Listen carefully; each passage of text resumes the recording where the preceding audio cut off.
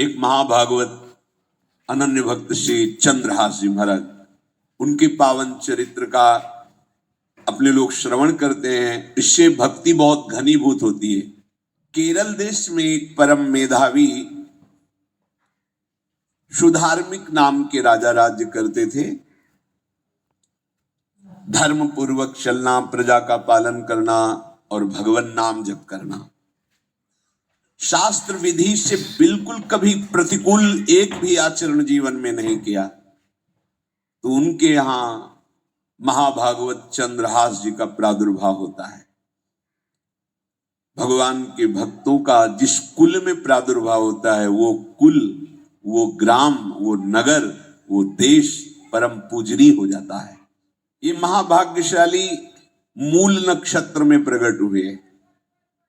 लौकिक में अमंगल माना जाता है और भाव में देखो तो मूल कौन है? नक्षत्र भगवान।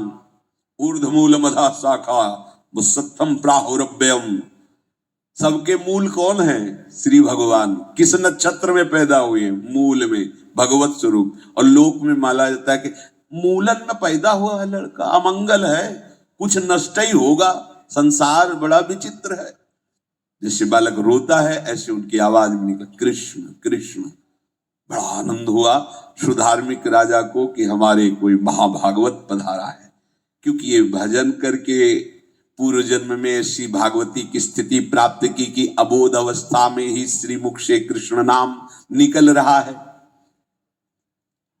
आनंद उत्सव मनाया जा रहा है। राजा है, राजकुमार प्रकट हुआ, और दूसरी बात वो स्वयं भक्त है और भगवान का ऐसा भक्त जो जन्म लेते ही कृष्ण नाम उच्चारण किया। ये आनंद ज्यादा दिन टिका नहीं। रोज बधाइयां हो रही, आनंद उत्सव मनाए जा रहे।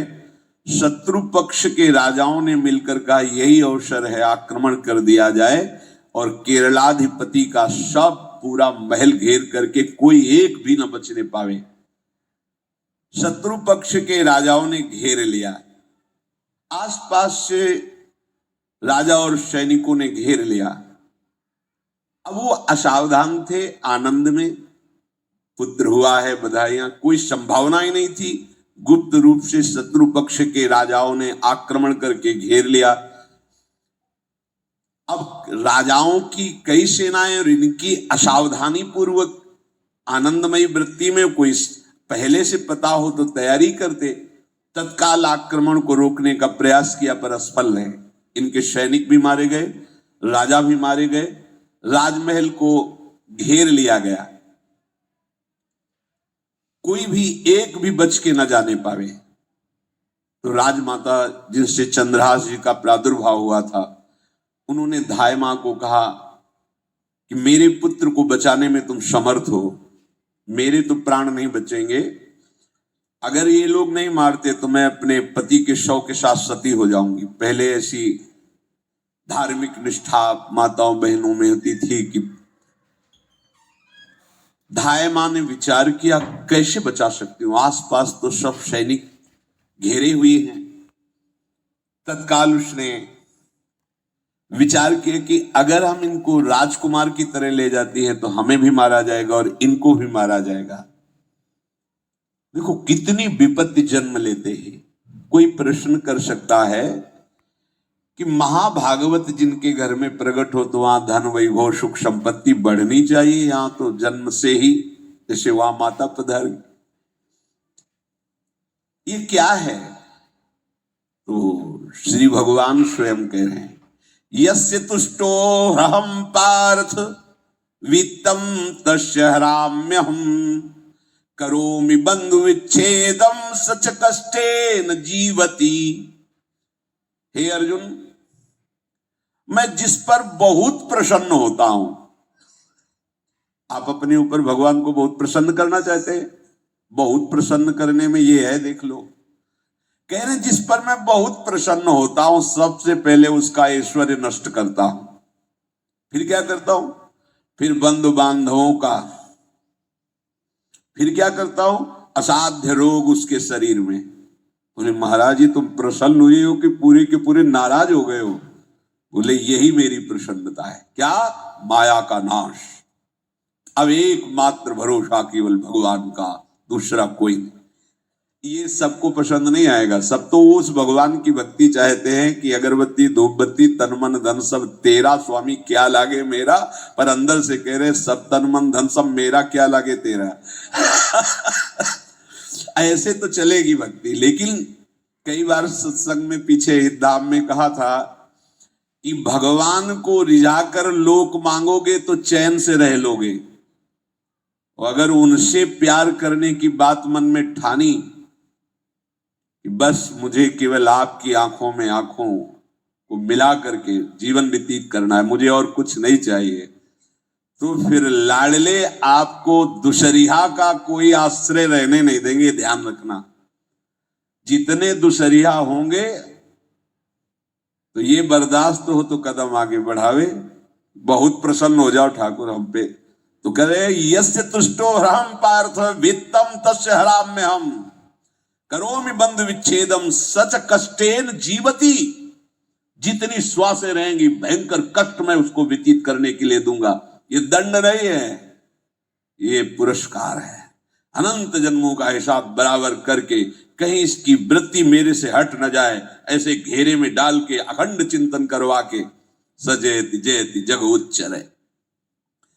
जाको करत श्याम सहाई प्रथम बरनो कृपा क्रम हो विषय मूल गवाई। कुल कुटुंब बल वित्त हीनो दीन के दुखदाई। आपने को करजु लीनो आप ही अपनाई। कह रहे अब मैं वर्णन करता हूं श्याम सुंदर जिस पर कृपा करते हैं उस पर कैसा बर्ताव करते हैं। बोले सबसे पहले उसके विषय भोगों का नाश कर देते हैं। फिर दूसरी कृपा कोई परिवार का कोई मित्र कोई रिश्ते नातेदार उसकी तरफ देखेगा भी नहीं। फिर ऐसा दुख प्रदान करते हैं कि केवल एक भरोसा रह जाता है, एक भरोसा एक बल एक आस विश्वास, बस नाथ आपके सिवा हमारा कोई नहीं। बस वहीं से जो चमत्कार प्रकट होता है, त्रिभुवन में कोई उसकी समानता नहीं कर सकता जिस पर ठाकुर की कृपा है। पर इस कृपा को हजम करने के लिए इसीलिए संत संग किया जाता है कि पहले से वो तैयार कर देते हैं। जैसे आर्मी की ट्रेनिंग होती है ना, ट्रेनिंग के बाद भी बॉर्डर में लगाया जाता है, ऐसे ही संत जन ये ट्रेनिंग देते हैं। अब जो टिके तो टिके, नहीं तो घर बैठे जाके। अगर टिक गया तो गुरु मेहरबान तो चेला पहलवान, भगवान भी परास्त नहीं कर सकते। उसमें ऐसी सामर्थ्य आ जाती है कि हर प्रभु के द्वारा दिए गए विधान को हंस करके स्वीकार कर लेता है। और ऐसा नहीं कि उसको कष्ट होता है। ये लोक भाषा में भगवान कह रहे हैं सच कष्टेन जीविता। नहीं तो जिस चिदानंद में वो सुख भोगता है वो ब्रह्मा को भी नहीं प्राप्त है जो भक्त को प्राप्त होता है। भक्त का वैभव दिव्य होता है, चिदानंद में होता है। ये तो पापियों के पास भी वैभव है, रुपया पैसा कुटुंब परिवार। भगवान के दास के पास जो वैभव होता है वो अचिंत्य है, तुम चिंतन भी नहीं कर सकते, ऐसा वैभव होता है। धाय माने सेविका का रूप तत्काल लिया, जैसे पोछा झाड़ू लगाने वाले, और कुछ दोने पत्तल डाले, उनके नीचे चंद्रहास जी को डाला, ऊपर से करके से माथे पे रख के निकले। सैनिकों ने पूछा इसमें क्या है, तुम उनका राजघराने के दोने पत्ते जूठे दिखा। ऐसे नीचे किया तो देखा सब ऊपर जूठन पड़ा। हाँ चल निकल जल्दी, भाग यहां से निकल। बस वो भागी, बचा ले गई। वो कुंतलपुर पहुंची और वहां के जो मंत्री दृष्ट बुद्धि थे उनसे प्रार्थना की कि मैं सेवा कला में बड़ी प्रवीण हूं और ये मेरा पुत्र है, अगर आपकी कृपा हो जाए तो कुछ समय के लिए हम आपकी सेवा में, महल सेवा में रहेंगी और हमारे पुत्र का पालन पोषण हो जाएगा। उनकी परीक्षा ली गई तो राजघराने की सेविका थी, परम प्रवीण थी, पर उन्होंने ये परिचय नहीं बताया। विधि विधान से राज्य की सेवा में प्रवीण दासी पाकर उसको अच्छा लगा, ठीक है आप रह सकती है। अभी चंद्रहास जी 3 वर्ष के ही थे कि धायमा पधार गई और ये हर समय कृष्ण कृष्ण कृष्ण कृष्ण कृष्ण नाम इनके चलता रहता था। अब जो उनका दुलार करने वाली थी धायमा, वो भी पधार गई तो कौन उनकी तरफ देखे। पर बहुत ही गौर वर्ण, बड़े ही सुंदर अब वो गलियों में भटकने, निकाल दिया महल से जब धाय माँ मर गई, क्योंकि धाय माँ की सेवा कारण उनको रखा गया था। 3 वर्ष के बालक गलियों में, तो कोई भी माँ देखती उनको तो कोई उनको वस्त्र पहना देती, कोई भोजन करा देती। ऐसे ही भगवान के भक्तों की बड़ी विचित्र लीला होती है। यहाँ चंद्रहास जी को जो भी माता बहन देखती कुंतलपुर के गलियों में, तो कोई वस्त्र, कोई स्नान करवा देती, कोई काजल लगाती, कोई भोजन पवा देती। परमहंसों जैसा जीवन कट रहा है। कृष्ण कृष्ण कृष्ण कृष्ण। 14 भुवनों में जिनकी अव्याहत गति है, जो सबको देखते रहते हैं, श्री देवर्षि नारद जी। ये कृष्ण कृष्ण बोलता है बालक, और इसका हरि के सिवा कोई नहीं। तो एक दिन एकांत में बैठे हुए थे बालक चंद्रहास जी, नारद जी पधारे हैं, भाई जी से मिले हैं। स्वप्न में कितने महापुरुष मिलते हैं जो भजन ठीक से करते हैं, ये बड़े बड़े महापुरुष आकर के उपदेश करते हैं। ये त्रिकाल सत्य हैं, कोई ऐसा नहीं है कि ये कहानी है, अभी हैं। जहां आप भगवत चिंतन करेंगे तो आपको परिचय बड़े बड़े महापुरुषों का मिलने लगेगा। नारद जी आए तो देखा आंख बंद किए हुए चंद्रहास जी कृष्ण कृष्ण कृष्ण कृष्ण कृष्ण ऐसा उच्चारण कर रहे हैं। त्रिकालज्ञ सर्वज्ञ नारद जी ने देखा कि ओहो, इतना छोटा बालक और कृष्ण कृष्ण बोल रहा है। नारद जी ने स्पर्श किया दुलार करते हुए, सुनो आंख खोलो। आंख खोल के देखा श्री देवर्षि नारद जी। नारद जी ने कहा, देखो हम तुमको एक अमोघ वस्तु देते हैं, और एक छोटी सी शालिग्राम की इतनी बड़ी शिवग्रह शालिग्राम का जो वो दिया। बोले धो के पी लेना और दिखा के पा लेना, यही तुम्हारी सेवा पद्धति है। अर्थात स्नान करा दिया और जो तुम्हें मिले इनको अर्पित। तो उन्होंने विचार किया कि धोने के लिए, स्नान कराने के लिए पात्र चाहिए, भोग लगाने के लिए पात्र चाहिए। तो जैसे कोई पान की बीड़ी नहीं, तो ऐसे कपोल में शालिग्राम को रखे रहते, कोई पात्री नहीं, कोई सिंहासन ही नहीं। यही धुल गए, चरणामृत अंदर जा रहा, जब पाएंगे तो यही पा लेंगे, साइड में ऐसे करके फिर निकाल के धो। यहाँ कपोल में रखते छोटे से शालिग्राम चंद्रहास जी, और उपदेश किया भगवान के मंत्र का। जब कोई भगवत प्राप्ति के लिए चलता है तो भगवान ही गुरु रूप से प्राप्त होते हैं, वहां तक तुम्हें पहुंचा देते हैं या उन महापुरुष को आपसे मिला देते हैं। जब कोई भगवत प्राप्ति के लिए जहां चलता है तो ये भगवान अपनी तरफ से कृपा करते हैं। ये दृष्ट बुद्धि के जो महल में धाय माँ ने इनका आश्रय स्वीकार करवाया था, उसके एक पुत्र थे मदन जी, वो बड़े भागवत थे। और एक पुत्री थी जिसका नाम था विषया, वो बड़ी सुंदर थी, अभी छोटी अवस्था की थी। मदन जी का स्वभाव था भक्तों को भोजन पवाना। जो भगवत भाव के जन होते हैं उनके हृदय में ऐसा उत्साह होता रहता है कि जो वैष्णव हैं, संत जन हैं, इनको भोजन पवाने का मतलब श्री भगवान को भोजन पवाना। भक्तमाल में भी वर्णन है कि जैसे गर्भवती माँ को आप कुछ भी पवाओ तो बालक की पुष्टता अपने आप होती है, ऐसे संतों के हृदय में भगवान विराजमान प्रगट रूप से हैं। जब हम संतों को भगवत भाव से भोग पवाते हैं तो साक्षात भगवान ही पाते हैं। और मदन थे भगवत भाव के, तो उन्होंने बुलाया बड़े बड़े भक्तों को और ब्राह्मणों को। जब ब्राह्मण और भक्त पा रहे थे तो खेलते खेलते चंद्रहास जी भी वहीं चले गए और उन्होंने भी वहां प्रसाद पाया। अब बड़े बड़े ब्राह्मणों में एक ज्योतिषाचार्य थे। दृष्ट बुद्धि जी ने हाथ जोड़कर प्रणाम किया और अपने परिवार को प्रणाम करवाया और कहा, ये हमारी पुत्री है। दृष्ट बुद्धि जी ने कहा, आप इसका हाथ देकर बताइए इसको वर कैसा मिलेगा, कैसा ऐश्वर्य होगा। दृष्ट बुद्धि मतलब दुष्ट बुद्धि, ऐसा ही था वो। पर बड़ा विचित्र खेल है, इसकी बुद्धि एकदम विपरीत और पुत्र महाभागवत। भगवान का खेल है। वो भक्ति विरुद्ध और पुत्र भागवत। उन्होंने कहा वर, ऐसे दृष्टि डाली चंद्रहास जी वही पार, वो है इसका वर।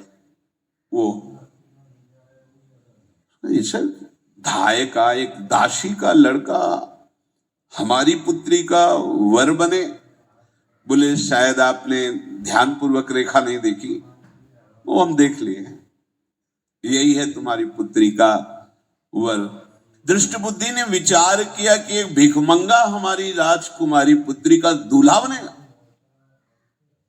पंडित जी को तो दक्षिणा दी, विदा किया और सैनिकों से कहा घर से निकलने न पावे बालक, क्योंकि ज्योतिष पक्की, ज्योतिष शास्त्र सत्य है, पर उसका सम्यक ज्ञान होना चाहिए।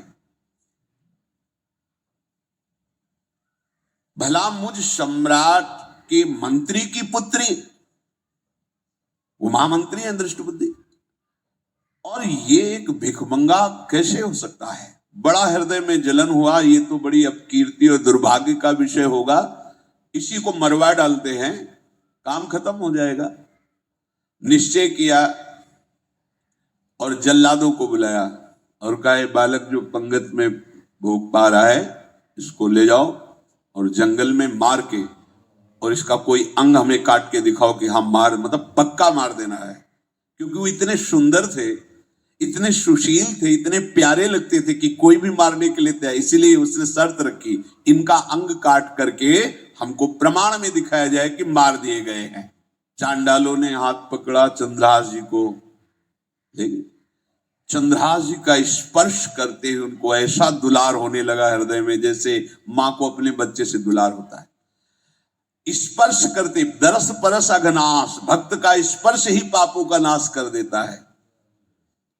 वो दो जल्लाद आपस में कहने लगे भाई जीवन हो गया लोगों को मारते हुए, कभी कोई पुण्य का काम नहीं किया। ये देखो भक्त संग का प्रभाव। इस सुकुमार विशाल नेत्र, कैसा सुंदर बालक जो हमारे चित्त को चुरा रहा है, इस दुष्ट बुद्धि मंत्री ने आदेश किया मारने का। भला इससे क्या बिगाड़ा इनका, क्यों मारना चाहता है? देखो वैसे तो मां पापी है ही है, क्योंकि जल्लाद घर में जन्मे हैं, पूर्व जन्म के पापों के अनुसार इस जन्म में न जाने कितनों को हमने काटा है। पर पता नहीं क्या हो रहा है, मेरे हृदय में ऐसी हिम्मत नहीं आ रही कि इस बालक को मैं मार सकूं। दूसरे ने कहा फिर अगर उसको तुम नहीं मारोगे तो तुम मारे जाओगे, कुछ तो करना पड़ेगा। नहीं नहीं, इस छोटे से बालक से क्या किसी को नुकसान। एकांत जंगल में ले गए और कहा तुम जानते हो तुम्हें किस लिए बुलाए हैं? चंद्रहास जी बालक थे, 5 वर्ष की आयु अब हो गई थी, तो उनका मुझे पता नहीं कि आप क्यों लाए हैं। बोले हम जल्लाद हैं, तुम्हें मारने का हुक्म दृष्ट बुद्धि ने दिया है, मारना तो पड़ेगा ही तुम्हें।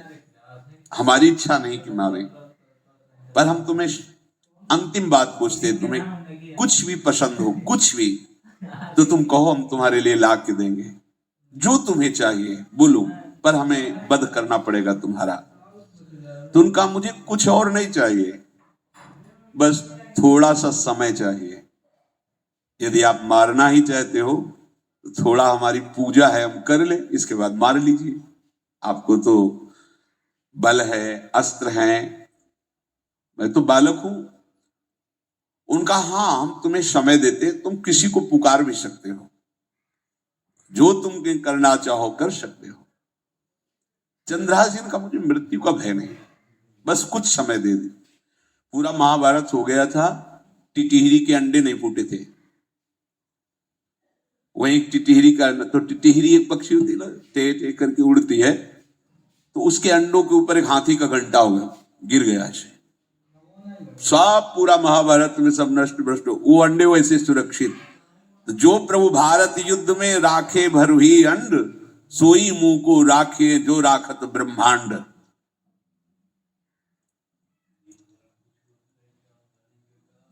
मैं तो अनाथ हूं, श्री कृष्ण के सिवा कोई मेरा है नहीं, मैं किसको पुकारूं?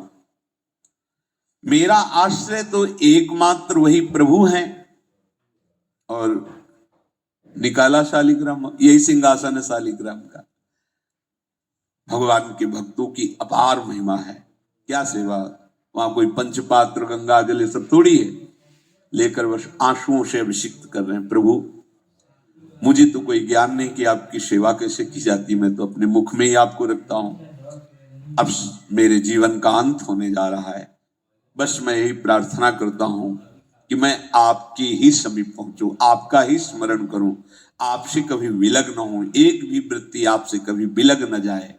श्याम सुंदर मुरली मनोहर ललित त्रिभंगी ध्यान करते हुए आंख खोली और इशारा किया, काट दो मुझे। जल्लादों ने जब देखा आंसू चल रहे ऐसा, वो बैठ गए अस्त्र रख के, कहने लगे, भाई तुम मुझे मार दो, भले भले वो दृष्ट बुद्धि मुझे, मैं इस बालक को नहीं मार पाऊंगा, मेरी हिम्मत नहीं। अब कुछ भी हो, मेरा वध हो जाए, पर मैं इस बालक को, गिरे मुरझाई दया आए कछु भाए भरे, ढरे प्रभु और मति आनंद शोभिनी है, हुती छठी आंगुरी सो काट लई दूषण हो, भूषण ही भयो जाई कही सांच चीनी है। जब नेत्र का इशारा हुआ कि वध कर दो, तो जो बधिक मारने के लिए आए हत्यारे थे वो आनंद से एकदम प्रफुल्लित हुए और कहा, मैं नहीं मार पाऊंगा तुम्हें। तो एक ने कहा, देखो एक उपाय मुझे दिखाई दे रहा है, इस बालक में विशेषता तो है ही, पर इसके पैरों में देखो, बाएं पैर में एक छठी अंगुली भी है, किसी किसी को होती है। गांव में तो कहते हैं छंगू या छंगा, जिसे होता है ना गांव में, और छंगा मतलब 6 अंगुली के। बोले इसको अगर काट लेते हैं तो प्रमाण भी सत्य, जिसकी कसम खवाएगा मैं खा लूंगा कि ये चंद्रहास जी के है, और मैं मार दिया। और कौन इस बालक को ढूंढेगा, जंगल में छोड़ देते हैं, अपनी तो सामर्थ्य नहीं। बदिकों ने, जल्लादों ने ऐसा ही किया और जाकर अंगुली दिखा दी, मैं बालक का वध करके आ गया हूं। उनको यह कि लाखों बार इन्होंने वध किया, तो संशय का कोई रिश्तेदार थोड़ी है, वो तो बालक है, उसको मारने में क्या, हाँ ठीक है, मार दिया गया। अब वो जो चले गए तो अंगुली जो कटी थी उससे रक्त प्रवाह हो रहा है। कृष्ण कृष्ण जगन्नाथ वासुदेव जनार्दन, हे कृष्ण हे जगन्नाथ हे वासुदेव हे जनार्दन, ऐसे नाम उच्चारण करते हुए मूर्छित हो रहे हैं चंद्रहास जी। वो छोड़ करके जल्लाद चले गए। चंद्रहास जी भगवान का स्मरण कर रहे हैं, तो जितने जंगल के मृग हैं वो सब मंडलाकार घेर के ऐसे। एक हुमा नाम का पंछी होता है, अगर उसके पंखे की छाया पड़ जाए तो चक्रवर्ती सम्राट का वैभव प्राप्त होता है। और वो भीड़ की भीड़ पक्षी आकर चंद्रहास जी के ऊपर ऐसे घेरे हुए हैं, आसपास मृग मृगी मृग शावक सब घेरे हुए हैं। बीच में चंद्रहास जी कृष्ण गोविंद दामोदर माधव ऐसे उच्चारण कर रहे हैं। जो भगवान के चिंतन में मगन रहना अपना स्वभाव बना लेता है, तो देखो ऐसे हत्यारों के हृदय में भी दया गई, क्योंकि दया समुद्र भगवान का स्मरण जो करते हैं उनमें ऐसी महामहिम दिव्यता आ जाती है। कोई भी कितना भी निर्दयी हो, अंदर से वो भले जल रहा है द्वेष के कारण, पर कहीं ना कहीं ये द्वेष आंतरिक राग का सूचक हो। वो भी भक्त को प्यार करता है, पर भक्ति ना होने के कारण वही उसका राग द्वेष में बदल जाता है। कोई भी हो, अंदर से जब भक्त के प्रति जलन पैदा करता है तो उसमें मूल होता है भक्त की महिमा, भक्त का महत्व, पर उसे ना प्राप्त, जैसे कहते हैं कि वो अंगूर खट्टे हैं और हट नहीं प्राप्त कर पाए तो अंगूर खट्टे हैं। बकाया महत्व तो सबके अंदर होता है, दुष्ट से भी दुष्ट के अंदर भगवान के भक्तों का महत्व होता है, क्योंकि सबके हृदय में भगवान विराजमान है। अब चंद्रहास जी भगवत स्मरण करते हुए पक्षियों के और मृग आदि के बीच में हैं। उधर भगवान का एक विधान तैयार होता है। वह देश भूमि में रहत लघु भूप और सुख सब एक सुत चाह भारी है। कुंतलपुर के ही अधीन एक चंदनवती नाम की राज्य नगरी थी। वहां के राजा थे, उनके पुत्र नहीं हो रहा था, तो कुंतलपुर सम्राट पद, चंदनवती राज्य राजा, जैसे प्रदेश और दिल्ली में बैठे हुए जो प्रधानमंत्री राष्ट्रपति वो बादशाह, जो दिल्ली का अधिकार वो बादशाह, और ऐसे छोटे छोटे जो राज्य हैं उनको राजा। तो ये चंदनवती के राजा कर दिया करते थे, प्रत्येक राजा को कर देना होता था बादशाह को। इनके पुत्र था नहीं और कर देने के लिए कुंतलपुर ही जा रहे थे, तो रास्ते में देखा कि बहुत से मृग और पंछी ये घेरे हुए क्या है, तो एक कौतूहल सा कि क्या है बीच में, आसपास मंडलाकार मृग, फिर वो विहंग पक्षी जो भगवान के आश्रित है, भगवान कैसी व्यवस्था करते हैं। वो चंदनावती के राजा दौड़ करके एक कौतूहलवश, क्या है यहाँ, मृगी पंक्तियों के बीच में पक्षी, हुमा नाम का बड़ा पवित्र पक्षी हिमालय आदि में पाया जाता है, जिसके ऊपर इसकी छाया पड़ जाए वो ऐश्वर्यवान हो जाए।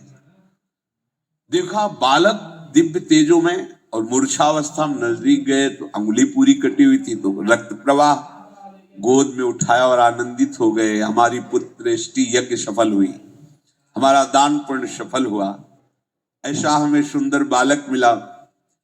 चंद्रहास जी को लेकर के घर आए और हृदय में भगवान का बार बार कृपा प्रसाद मना रहे, मुझे भगवान ने पुत्र दिया।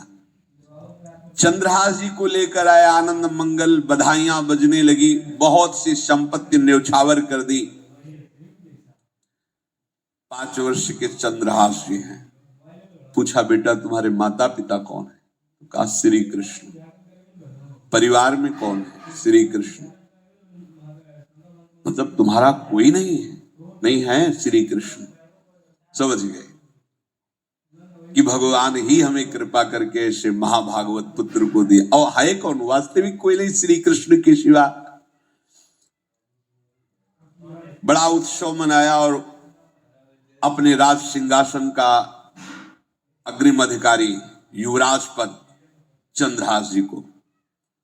अब तो पूरे राज्य में आनंद की वर्षा हो रही। राजा मन में विचार कर रहे हैं कि ऐसा प्रतापी भक्त हमारे यहाँ आया है, अब हमको किसी को कर देने की जरूरत नहीं। तो जो हर महीने वर्ष में जो बंधा हुआ कर था उन्होंने नहीं दिया। 1 बार 2 बार 3 बार जब कर नहीं पहुंचा तो सम्राट ने आदेश किया मंत्री को कि चंदनावती से कर आना बंद हो गया है। क्या बात है? यदि वो अहंकार से युक्त हो तो आक्रमण करके नष्ट करो, यदि समस्या है तो उसका सहयोग करो।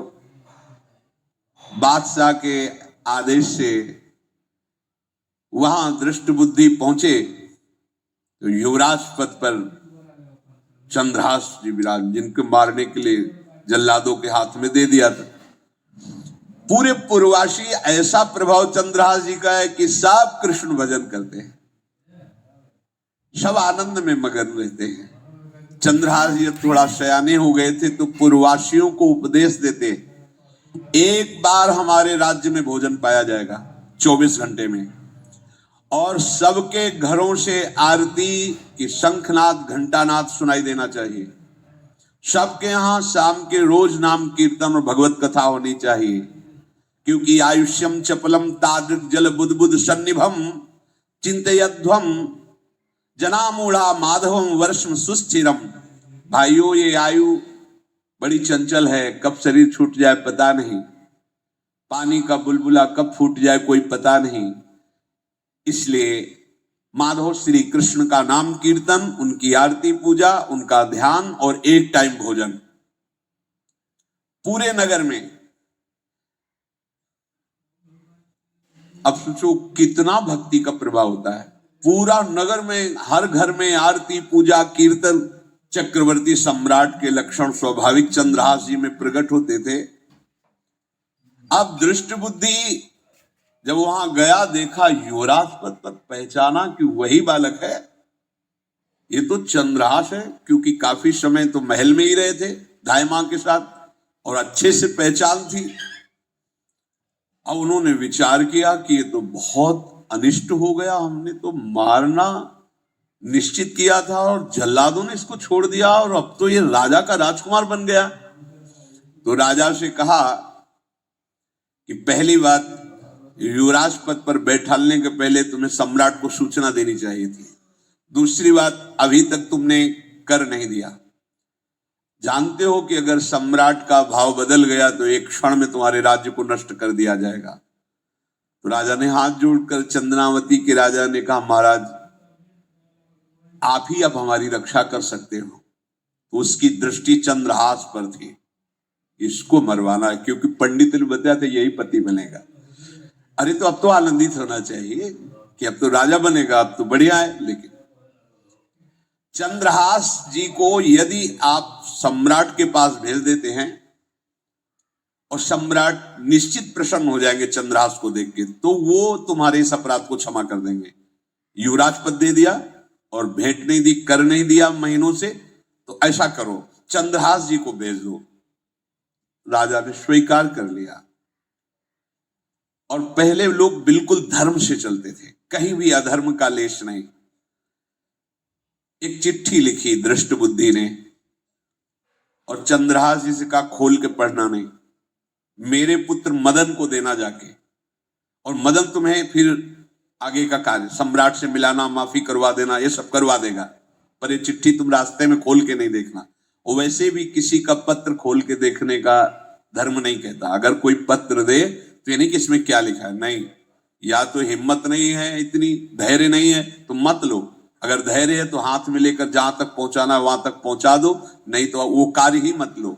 ये अधर्म है कि आप बीच में उसको खोलकर पढ़े। पहले लोग बहुत धर्मात्मा होते थे, एक एक बात धर्मयुक्त होती थी। चंद्रहास जी को चिट्ठी दी, चंद्रहास जी ने पत्र को अपनी पाग में खोस लिया और कुंतलपुर के लिए चले। अब इनका किशोर अवस्था में प्रवेश हो चुका था। एक सुंदर कुंतलपुर के बाहर ही रमणीय बगीचा था, वृक्ष बहुत सुंदर सुंदर, पुष्प वाटिका भी, बड़ा मनोरम लगा। घोड़ा बांध दिया वृक्ष में और पहले सरोवर का बड़ा निर्मल जल होता, जल पिया, हाथ मुंह धोया, थोड़ी देर भगवान का ध्यान करते रहे वृक्ष के नीचे और फिर लेट गए तो नींद आ गई। भगवान बड़े कृपालु हैं। जो भगवत आश्रित होता है त्रिभुवन में कोई उसका अमंगल नहीं कर सकता। अपनी सहेलियों के साथ दृष्ट बुद्धि की वही राजकुमारी जिसके साथ इनका ज्योतिषाचार्य ने कहा था यही पति होगा, वो अपनी बहुत सी समान वयस्क अवस्था की जो किशोरियां थी उनके साथ वो, और ये राजवाटिका थी, इसमें घूमने के लिए आई। तो घोड़ा देखा तो उसने कहा यहां किसी का घोड़ा कैसे आ सकता है, हमें लगता है कोई यात्री इसमें प्रवेश कर गया, उसको पता नहीं होगा कि राजवाटिका है। वो अपने सहेलियों के साथ घूमते हुए उसी वृक्ष के नीचे पहुंची। जा चंद्रहास नौ किशोर अवस्था, और जो भगवान का भजन करते हैं उनमें एक विशेष आकर्षण होता है जो साधारण आदमियों में नहीं होता। वो कैसा भी रूप हो उससे मतलब आकर्षण होता है, ऐसा लगता है इनके समीप बैठे रहे, इनको देखते रहे, इनकी बातें सुनते रहे, उनमें भगवत आकर्षण होता है। आंख मुंदी हुई शोर है, देखते ही पूर्व विधान के अनुसार उसका चित्त लुट गया। इतना सुंदर नौ किशोर अवस्था। आसपास देखा तो सखियां खेलने में लगी थी। भाग में एक चिट्ठी सी दिखाई दी तो झुक करके चुपचाप ऐसे नौ किशोर अवस्था में चंचलता भी होती है, चिट्ठी खोल करके देखा तो वैसे ही रूप माधुरी में आसक्त हो गई थी। पूर्व संस्कार से आकर्षण भी हुआ। इसने संस्कृत में लिखा था विस्मस्मयी प्रदातव्यम त्वया मदन शत्रवे, कार्या कार्यम न दृष्टव्यम कर्तव्यम खलु में प्रियम। मदन पुत्र, उनके नाम था मदन। अय मदन, बिना कुछ विचार किए इसको विष दे देना जाते ही। क्या उचित है क्या अनुचित ये तुम्हें नहीं सोचना, मेरा प्रिय करना, मेरे आदेश का पालन, जाते ही से विष दे देना। पत्र, उसने देखा पिताजी की बुद्धि खराब हो गई, ऐसे सुंदर नव किशोर को विष देने की बात लिख दी।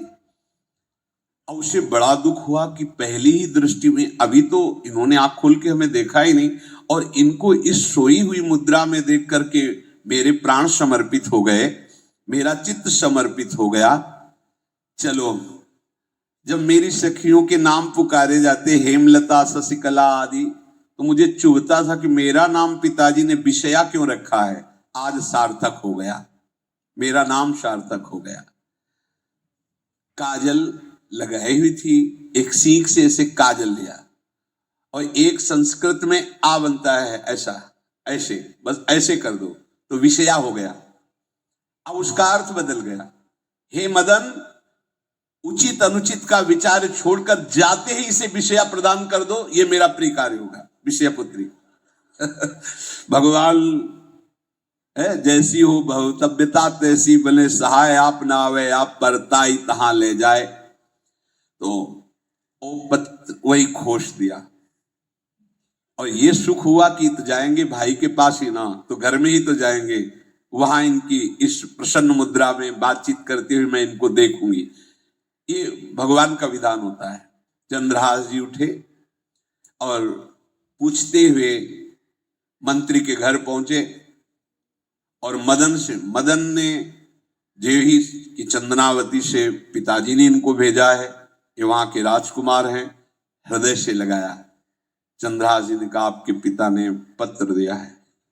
उन्होंने पत्र पढ़ा, विषमस्मयी विषयास्मयी, विषय तुरंत बिना विचार किए ब्याह कर दो, दे दो, क्योंकि लिखा है प्रदातव्यम त्वया मदन, अभी इसी क्षण जहां ये पत्र मिले का जो आ गया, सुबह शीघ्र शुभम शीघ्र, बुलाओ पंडित को। पंडित ने कहा भगवान की कृपा से अगला मुहूर्त है, बिल्कुल ये ब्याह का पक्का मुहूर्त है। अब तो राजघराने तत्काल व्यवस्था हुई, और वो तो पहले ही मोहित हो चुकी थी देख के विषया जी। तत्काल दुल्हन रूप उनको सजाया गया, इनको दूल्हा रूप सजाया गया, पंडित शुरू कर दिए, गणानंद तो गणपति को ब्याह हो गया। अब जब ब्याह यहां खूब धूमधाम से हो गया, तो दृष्ट बुद्धि ने सोचा कि काम हो गया होगा, विष दे दिया हो गया, मर अब हम जाके संभाल लेंगे, क्योंकि राजकुमार है, कैसे विष दिया कौन दिया, तो इस बात को हम संभाल लेंगे। जब वहां घर है तो पूरे नगर में सजावट हुई थी। बोले भैया सजावट का है कि? बोले महाराज आपके ही आदेश से तो है, आपने दूल्हा भेजा था, और दूल्हा भेजा तो ब्याह किसने कब कहा ऐसा? बोले तो मदन के पास चिट्ठी रखी है। अब वो घर गए, मदन को बोला, बोले तुम्हारी बुद्धि मारी गई क्या? हमने पत्र में लिखा था। लिखा दिया, लिखा था हमने, विष इसमें विषया कैसे लिख गया? काजल से ऐसे, और पहले स्याही काजल की ही होती थी, तो ऐसे भगवान सब कुछ बना देते हैं। उनका पिताश्री, एक भी अक्षर आपकी आज्ञा का उल्लंघन, आपने लिखा था बिना विचार किए उचित अनुचित का हमारी आज्ञा का पालन किया जाए, विषया प्रदातव्यम मदन, मेरा नाम लेके आपने संबोधन करके, ये देखो ये लिखा हुआ है, इसमें हमारी त्रुटि क्या है? देखा तो चंद्रहास जी दूल्हा और सुंदर, अब उसका हृदय आग लगा। अब तो मान जाना चाहिए, बिटिया का वर्ण हो गया भाई, ब्याह हो गया, अब तो गुस्सा छोड़ देनी चाहिए। पर दुष्ट बुद्धि, नाम ही रखा था धृष्ट बुद्धि, उसने कहा चाहे बिटिया विधवा रहे पर तुम्हें जिंदा नहीं रहने देंगे। ये दुष्ट बुद्धि होती है। देखो कैसे कैसे ऐसे ही होते हैं, कुछ लोग ऐसे ही होते हैं, हमारी इज्जत, फिर जेल काटता है पूरा परिवार, मार डालेंगे तुम्हें जिंदा नहीं रखे, ऐसे दुष्ट बुद्धि का स्वभाव होता है। अब भाव जब बिगड़ जाता है तो फिर पकड़ में नहीं आती बात, यही समझ जाना चाहिए था। चरणों में प्रणाम करके कि अब तो तुम हमारे बेटे के समान हो, ये भी राज्य तुम्हारा, वो भी आनंद लो। अब बड़ा सुख का कार्य है। लेकिन जब नकारात्मक सोच आ जाती है तो बुद्धि कंट्रोल में नहीं रहती, वो फिर उद्दंडता करने, उसका निश्चय गलत होता है। नजदीक गया और कहा कि बहुत कृपा हुई, आप हमारे दामाद बने, पर हमारे यहाँ की एक रीति है, हमारे नगर के बाहर जो देवी हैं उसमें लड़की का वर अकेले पूजा करने जाता है। आपको हमारी कुल की रीति का निर्वाह करना होगा, आपको जाना ही होगा। कोई समस्या नहीं, हमारे लिए तो हर देवी देवता भगवत स्वरूप है, आपके लिए हम पूजने चले जाएंगे, पूजन की थाल तैयार करो। और उधर कई बलवान सैनिकों को भेजा, देवी पूजने जो आ रहा है तत्काल उसे काट देना, किसी भी तरह बचना नहीं चाहिए, नहीं तुम सब मारे जाओगे। जो आदेश देवी मंदिर में सैनिकों को लगा दिया, जो आवे तत्काल मार देना, क्योंकि अब भेज ही रहे ना, तो नाम नहीं लिया, कहा जो आवे तत्काल मार देना, मेरा आदेश अगर बचा तो मैं तुम्हें मार दूंगा। उन राज सैनिकों ने जो बधिक स्वभाव के थे पहले से वहां लग गए। बड़ा विचित्र भगवान का खेल है। वहां के चक्रवर्ती सम्राट जो थे बड़े बड़े विद्वान और ऋषियों से बातचीत कर रहे थे। उन्होंने कहा महाराज अब आपका राज सिंहासन पर बैठना राज्य के लिए अमंगल होगा, ऐसा समय आ रहा है। इस समय यदि चंद्रहास जी को सम्राट पद पर बैठा दिया जाएगा तो आगे अकाल नहीं पड़ेगा और बड़ा मंगल होता चला जाएगा। ये मुहूर्त आपका राज सिंहासन पर से हटने का है, तो उनका प्रजा का मंगल हो और देश का मंगल हो, इसलिए हम बिल्कुल। मदन वहीं बैठे हुए थे। सचिव ने कहा तुरंत जाओ और जो तुम्हारे बहनोई बने हुए हैं चंद्रहास जी को लाओ। तो भागे। तो जो और सैनिक राज सैनिक थे पूछा किधर जा रहे हो? बोले वो अपने बहनोई चंद्रहास जी। बोले वो तो देवी पूजा के लिए गए। तो घर में जाके वो सीधे आगे बढ़े, तो जा ही रहे थे थाल सजा कर देवी। बोले सुनो इसी समय मुहूर्त है, आपको देवी पूजा हम कर लेंगे जाके, या हम थाल लेके वहां बैठे रहेंगे, पहले सम्राट पद का वो अभिषेक करो फिर देवी पूजा हो जाएगी। ये तो घर की बात है, और देवी पूजा मैं करके आ रहा हूं, वो देवी पूजा के लिए और वो सम्राट पद के लिए बीच से ही। दौड़े सुख पाई जाई मगही में लियो जाए, दियो सो पठाई नृप रंग माही भीजिए। अब जब जो सम्राट थे तो बहुत आनंदित हो गए, क्योंकि भगवान का भक्त तेजस्वी और बलवान शूरवीर योद्धा जो सम्राट पद पर बैठेगा तो अकाल नहीं पड़ेगा, सुख की सब प्रजा को वृत्ति प्राप्त होगी। बड़े आनंदित होकर इनका सम्राट पद पर अभिषेक हो रहा है। और दृष्ट बुद्धि के पुत्र जो मदन संतों और भक्तों का आदर करते तो वो देवी पूजा, और वहां पहले उसने बोल रखा था जो आवे तो देवी अपमान ते न डरो सम्मान करो, जात मारी डार्यो या सो भाष्यो भूप लीजिए। चंद्रहास जी का सम्राट पद पर अभिषेक और मदन जी का देवी मंदिर में प्रवेश, और सैनिकों ने काट के फेंक दिया मदन को। ये जो पे कृपा रघुपति कृपाल की, बैर और की कहा सरे, होई न बाको बार भगत को, जो कोई कोटि उपाय करे। वो स्वामी तुलसीदास जी लिखे। भगवान का कृपा पात्र जो भक्त है, किसकी ताकत है कि उससे बैर कर सके? चाहे कोई त्रिभुवन में हो, भक्त का बाल बांका नहीं कर सकता, चाहे करोड़ों करोड़ों उपाय कर ले। और तके नीच जो मीच साधु की, सो पामर ते मीच मरे। वेद विदित प्रहलाद कथा सुनि, को न भगति पथ पाम धरे। अगर तुम जिस भाव से साधु को नीचा दिखाना चाहोगे वही भाव तुम्हारा सर्वनाश कर देगा। वैसे ही देखो सर्वनाश हुआ ना, एक ही पुत्र और इसके आदेश से वह उल्टा खेल हो गया, पुत्र की ही हत्या हो गई और चंद्रहास जी को सम्राट पद पर अभिषेक किया जा रहा है। अब दृष्ट बुद्धि ने बड़ी प्रसन्नता अंदर है कि वो तो मार दिया गया होगा। सैनिक आए और बोले महाराज आपके पुत्र का वध हो गया है। पुत्र का वध कैसे? बोले आपने कहा था जो आए उसे मार देना, तो आपका पुत्र ही थाल लेकर पूजन, वो तो चंद्रहास, बोले उनका तो अभिषेक हो गया सम्राट पद पे। ये कैसे हो? अब अंदर भारी दुख उनके हृदय में, उन्होंने बताया कि तुम्हारे पुत्र को तो हम लोगों ने ही काट डाला आपके आदेश के अनुसार, आपने कहा था जो जाए उसे काट। अब तो छाती पीट पीट के, माथा फोड़ फोड़ के खूब रो रहा है। किसी का कोई भी बस नहीं चल सकता भगवान के भक्त के ऊपर। तंत्र मंत्र दुनिया का जितना भी सामर्थ्य है, ये भक्ति को ऐसे खिलवाड़ नहीं है। अब वो बार बार मैं कितना भागी, हाय मैं कितना भागी, अपने पुत्र को ही मरवा दिया, ये हाहाकार करके रो रहा है।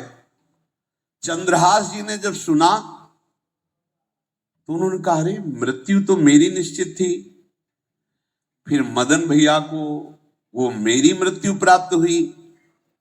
नहीं नहीं, ऐसा नहीं हो सकता, मैं अभी जाता हूं। वहां गए, अंगों को रखा, भगवान का ध्यान करते स्मरण करते से हाथ फेरा, उठ के बैठ गए। अब ये घटना तो उनको पता नहीं थी, दृष्ट बुद्धि को उन्होंने खोपड़ी फोड़ करके अपनी हत्या कर ली। उनको जिला के आए तो फिर उनको जिलाया और कहा पिताजी अब कृष्ण कृष्ण जपो। अब उनकी बुद्धि शुद्ध हुई और भगवान का आश्रय लेकर के वो अपने जीवन को भगवत भक्ति में बनाए। तो जो भगवान का भक्त है, उससे द्रोह करने वाले को भी परम मंगल ही देते हैं भक्त। पर भक्ति में अनन्यता की आवश्यकता है। प्रारंभ इहलोक परलोक के सारे सुखों को भगवान के चरणों में समर्पित करके किसी व्यक्ति वस्तु स्थान का आश्रय नहीं होना चाहिए।